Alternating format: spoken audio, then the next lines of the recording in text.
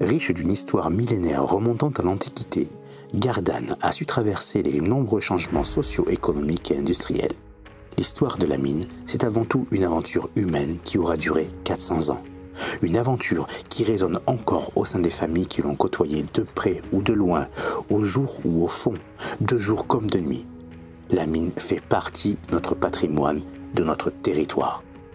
Hommes, femmes, enfants, provençaux, mutés comme on les appelle, italiens, polonais, arméniens, tchèques, algériens, espagnols, ont façonné côte à côte le bassin minier. J'ai commencé en 1948, au jour, à la gare, on appelait ça à la gare, au triage. Après, on a fait plusieurs boulots en bas. Après, j'ai fait dans la cité, là, manœuvre maçon. Et pas 18 ans, ils nous ont fait descendre au fond. Et quand j'ai eu mes 14 ans le 1er décembre, j'ai passé la visite médicale, j'étais accepté comme bon quoi, pour travailler. Et j'ai commencé le 15 décembre 1945 à travailler. Manœuvre à la cité des mines. J'ai démarré à 15 ans et 2 jours, le 19 octobre 1955. Voilà. Et j'ai attaqué au triage. Comme tous les jeunes qui attaquaient à la mine. Quoi. De mon temps, il y avait des jeunes, il y avait pas mal de jeunes. Hein. Nous, je me rappelle, on était à peu près 4 ou 5 jeunes du même âge qu'on travaillait. Quoi.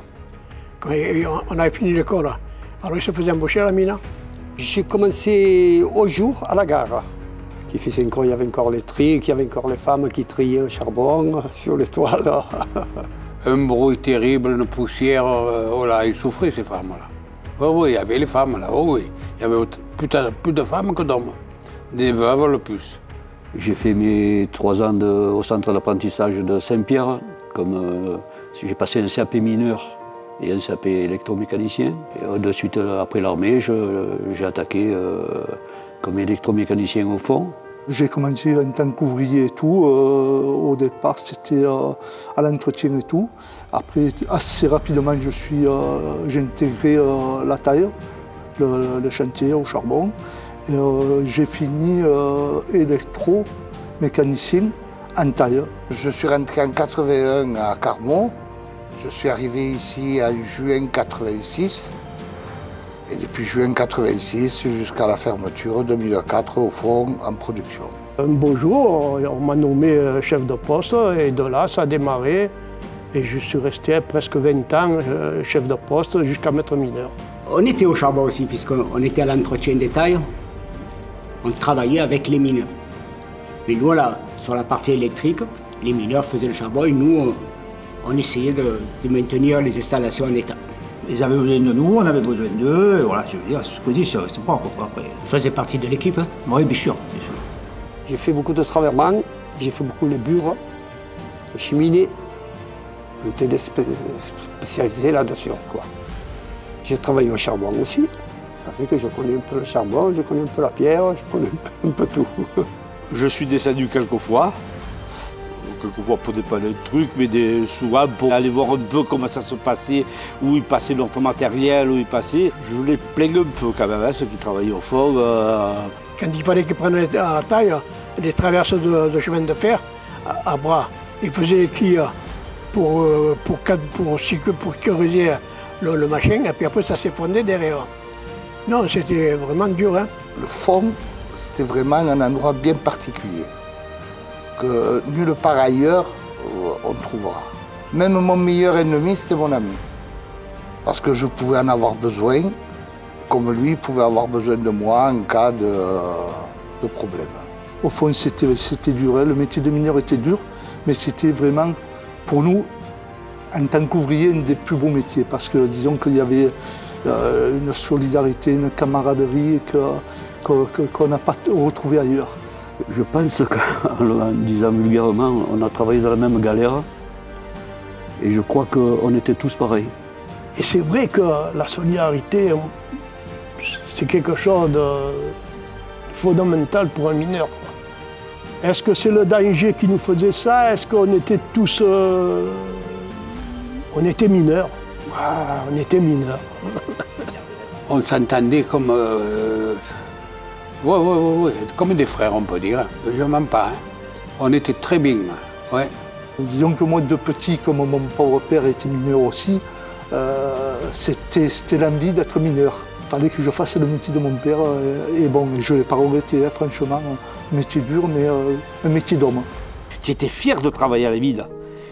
Entre eux, tu respectais que c'était dur, c'était sale, c'était ci, c'était ça, mais tu étais fier d'être mineur. Hein.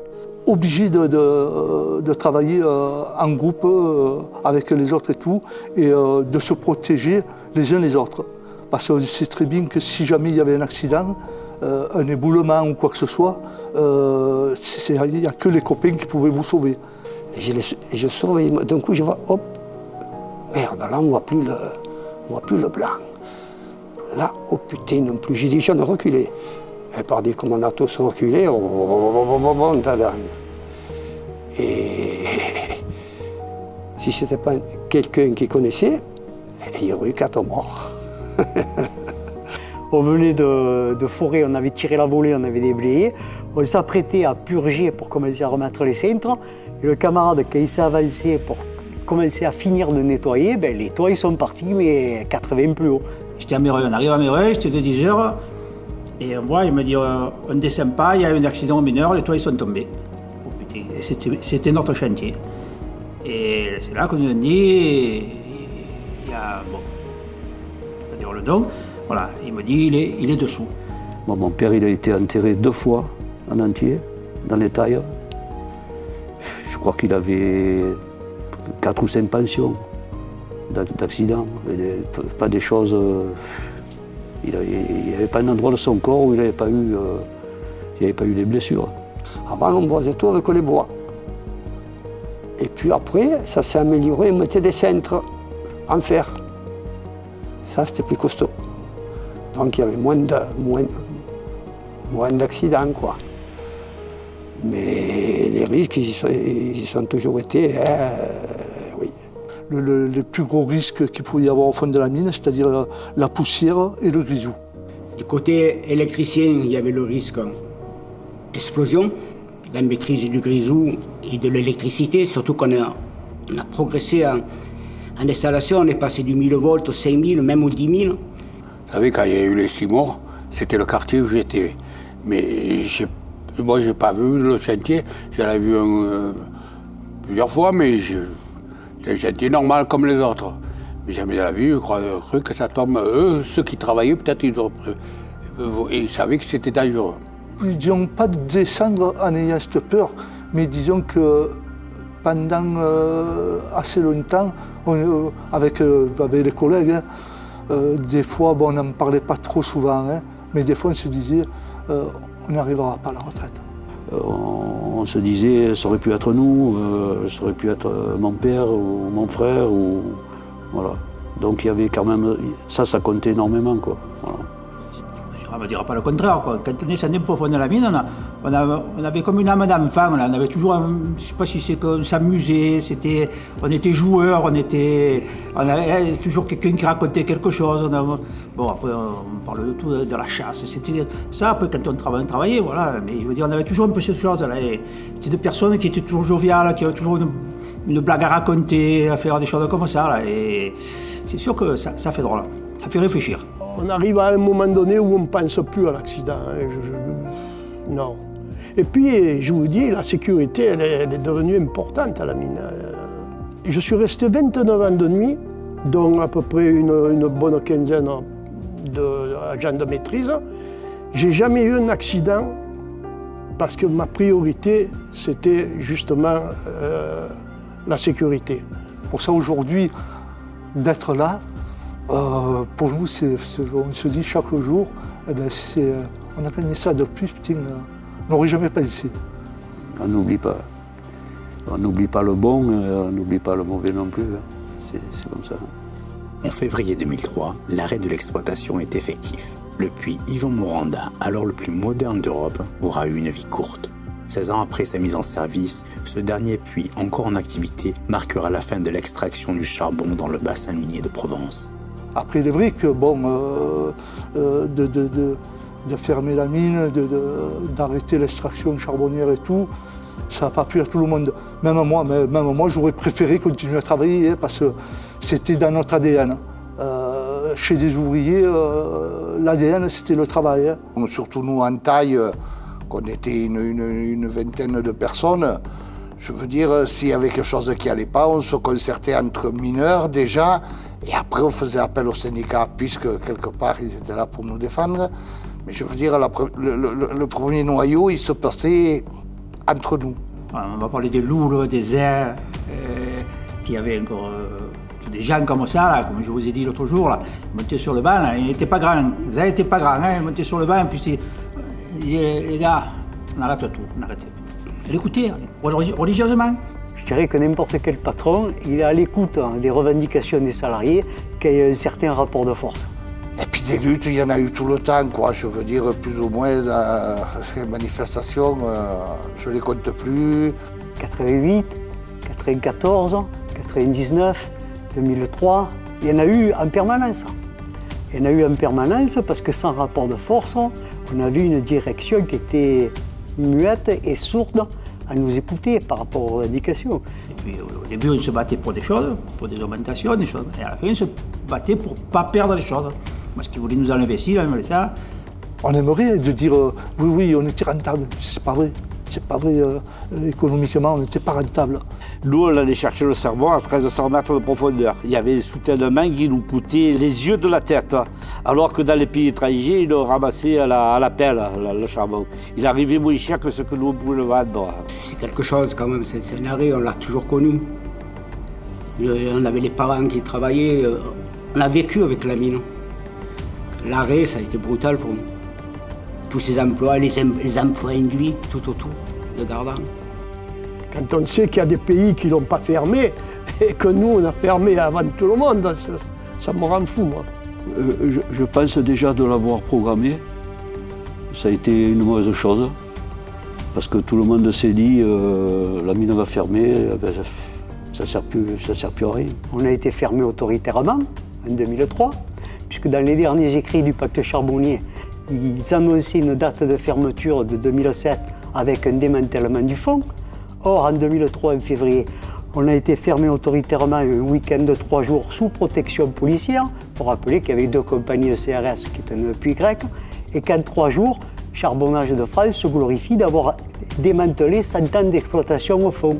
Là, franchement, comme ils ont fait, c'est pas honnête. Je vous dirais, moi je vais être franc avec vous, c'est que si le jour qu'on sait qu'il devait fermer, il nous laisse descendre, je ne remonte pas. Je reste en bas. On était préparés à ça, on savait, on disait, bon, on n'embauche plus, comment on n'embauche plus, comment on fait? Donc on va fermer, Et il ne faut pas attendre, il faut négocier. Si on ne négocie pas un jour ou l'autre, bon, on va arriver qu'il n'y aura plus assez de mineurs, qu'il n'y aura plus assez de gens pour se défendre, et qu'est-ce qui se passera? Le pacte charbonnier a été signé en 1994. De 1994 à 2003, je crois qu'il y a eu plus de 180 modifications et avenants au pacte charbonnier. Et ces avenants-là, à chaque fois, ils ont été émis et issus de la lutte menée par la CGT. Et donc la loi, elle est venue renforcer le statut du mineur, et donc hop, on a été tranquille. Dans la loi, on a tout mis dedans. On a essayé à faire le maximum et tout pour protéger les mineurs, surtout quand ils arrivaient à la retraite, les veuves de mineurs. Et donc cette loi a permis ça. Ils ont mis un pacte charbonnier en place parce qu'ils ont eu peur à un moment donné qu'au-delà des mineurs, ça déborde sur d'autres professions, sur d'autres corporations. Ils ont dit, arrêtons le foutoir avant. Les souvenirs sont encore amers lorsqu'on évoque la fermeture. Mais les moments de joie, de partage, de détente restent bien heureusement toujours ancrés dans la mémoire. Et lorsqu'ils évoquent leurs vacances, à Bouloris, comme à Aile-Froide, où certains se retrouvent encore aujourd'hui, les yeux se remettent à briller. Aile-Froide, pour moi, c'est miraculeux, c'est miraculeux. En plus, c'est des vieux, je ne sais pas si vous le savez, mais c'est des vieux mineurs qui l'ont fait, ils ont construit cette Aile-Froide. C'était un ingénieur qui avait fait acheter ça là, dans les Alpes et pour entretenir après. C'est des mineurs qui l'ont fait, la maison et tout. Ah ben c'était, on se retrouvait entre nous. Hein. dans un autre contexte. Au lieu d'être dans le contexte du travail, on se retrouvait dans le contexte un peu de faire la fête, comme on aimait faire la fête. Bon.